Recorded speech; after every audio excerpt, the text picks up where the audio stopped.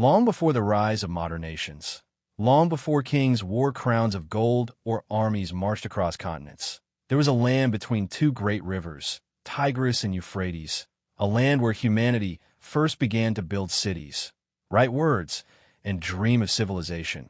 This land was Mesopotamia, the cradle of human order, the birthplace of kings and gods, and among those ancient rulers, one name rose higher than all others. A man whose vision would define justice for millennia to come. His name was Hammurabi. In a world ruled by chaos, Hammurabi stood for order in a time when the strong devoured the weak. He believed that power without fairness was no power at all, and so he set out to carve justice not only into the hearts of men, but into the very stone of history, so that long after his voice was gone, his words would still command respect. His judgments would still echo through time, and his vision of law would still hold the world together. When Hammurabi ascended the throne of Babylon around 1792 BCE, his kingdom was small, a city of merchants and farmers surrounded by rival states, warlords, and desert tribes. Yet the young king was ambitious, not for conquest alone, but for unity. He dreamed of one law, one empire, one system of justice that even the gods would approve, for he believed his power was given not by men, but by the divine. Mesopotamia was a world of wonders and contradictions, temples that reached for the heavens, ziggurats crowned with gold, markets filled with traders from faraway lands. And yet, behind the beauty lay corruption, theft, and oppression. The rich ruled the poor, the mighty silenced the weak, and every city followed its own code, its own gods, its own interpretation of justice. Hammurabi saw this chaos and decided that the time had come for one voice to bring harmony to this divided world.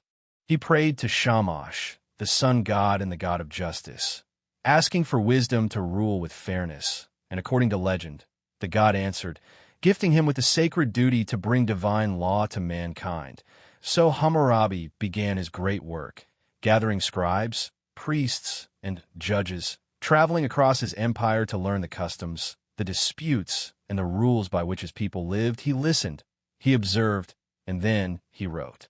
The result was one of humanity's greatest achievements, the Code of Hammurabi, inscribed upon a towering slab of black diorite stone, standing over 7 feet tall, carved in cuneiform script, visible to all who entered Babylon.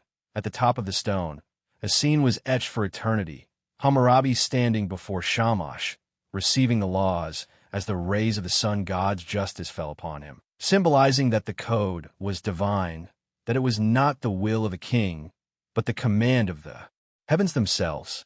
282 laws were carved into that ancient stone, each one precise, detailed, and absolute, governing every part of human life, from trade to property, from marriage to inheritance, from crime to punishment.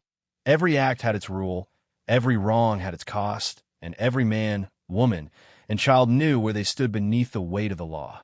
If a man puts out the eye of another man, his eye shall be put out, it said, if he breaks another's bone, his bone shall be broken. This was the principle of lex talionis, the law of retaliation, an eye for an eye, a tooth for a tooth, justice in its most direct form, simple, brutal, yet fair in a world that had known no fairness before. But the Code of Hammurabi was not merely a list of punishments. It was a mirror of an entire civilization, a reflection of how people lived, worked, married, fought, and believed. It told stories of farmers and merchants, builders and doctors, priests and slaves, each with duties, rights, and responsibilities. The laws protected property, defined wages, regulated trade, and even controlled the price of beer. For in Hammurabi's Babylon, even the taverns were under the law's watchful eye. Society was divided into 3 classes: the Amalu, the upper class of nobles and officials; the Mushkenu, the free citizens; and the Wardum, the slaves. Each had different rights and punishments. If a noble injured a noble, his punishment was equal, but if he injured a commoner, he paid in silver. The law recognized the hierarchy of Babylon, yet it also enforced accountability. No one, not even the king, was above the code. Women too had a place in this ancient order.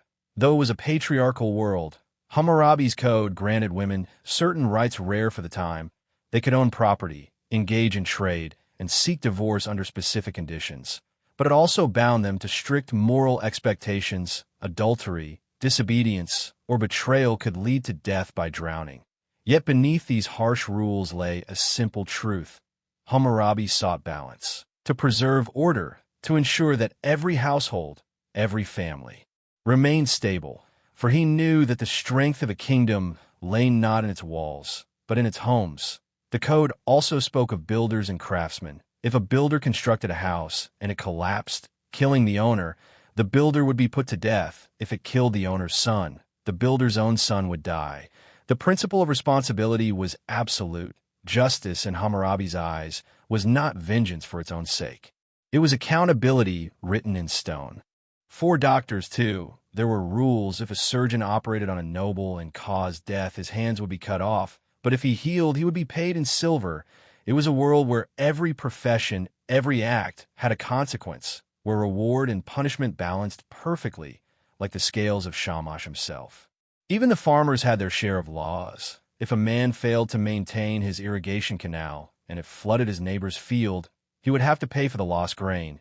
The same law that governed kings also governed the soil, the harvest, and the sweat of men who worked the land. For in Hammurabi's Babylon, the law was not distant. It lived among the people. Through these laws, Hammurabi achieved something greater than empire. He created order. He transformed a land of warring tribes into a civilization united by principle. His code became a pillar of stability, a moral compass for generations. Long after his death, other kings copied his system. Other empires borrowed his ideas. Assyria, Persia, Greece, and Rome all carried fragments of Babylon's justice within their own. And beyond law and punishment, the Code of Hammurabi taught a deeper truth, that justice must be written, visible, and public, that every man should know the rules that govern him, and that ignorance could never be an excuse. This was the birth of the concept we call today rule of law. The stele of Hammurabi stood in the temple of Marduk, where priests, judges, and citizens could read it. Its presence was both sacred and political, a reminder that the king's power came from righteousness, not tyranny. Hammurabi saw himself not as a conqueror, but as a shepherd, guiding his people toward harmony, protecting the weak from the strong, the poor from the rich, the widow and orphan from injustice. He once declared, "I am Hammurabi, the shepherd chosen by the gods, who brings well-being and justice to my people." And through his code, he fulfilled that promise. Over time, the stone was lost, buried under the sands of Mesopotamia, hidden for thousands of years, until French archaeologists rediscovered it in 1901 at Susa, in modern Iran. Today, it stands tall once again in the Louvre Museum in Paris, silent, ancient, yet still powerful, its inscriptions still sharp, its message still clear. Justice is eternal. Look closely at the stone. You can almost hear the voice of Hammurabi himself, whispering across 37 centuries, reminding us that civilization is not built on conquest, nor on wealth, but on fairness, responsibility, and compassion. The same principles that guided his hand as he carved those sacred lines into the black stone, each word glowing with the light of Shamash, each law echoing through time. The world has changed. Empires have risen and fallen, but the spirit of Hammurabi's code lives on, in every courtroom, in every constitution, in every human right that seeks to protect the innocent, from Babylon's dusty streets to the modern halls of justice. The same ancient truth endures. That law is the soul of civilization. And so, when we speak of justice today, we are speaking of Hammurabi, the first great lawgiver, the man who bound the will of kings to the will of the gods, who turned chaos into order, and who gave humanity its first true mirror, carved not from vanity, but from wisdom and stone. That he was not merely a ruler, he was the architect of fairness, the father of law, and his legacy, carved in the language of cuneiform, still breathes through the heartbeat of our world. This is the story of Hammurabi, king of Babylon, chosen of the gods, giver of laws, guardian of justice, and in his code, we still hear the whisper of the ancient sun, the light of Shamash, shining on the scales of truth, forever reminding us that power without justice is ruin, but justice with wisdom is the foundation of all civilization.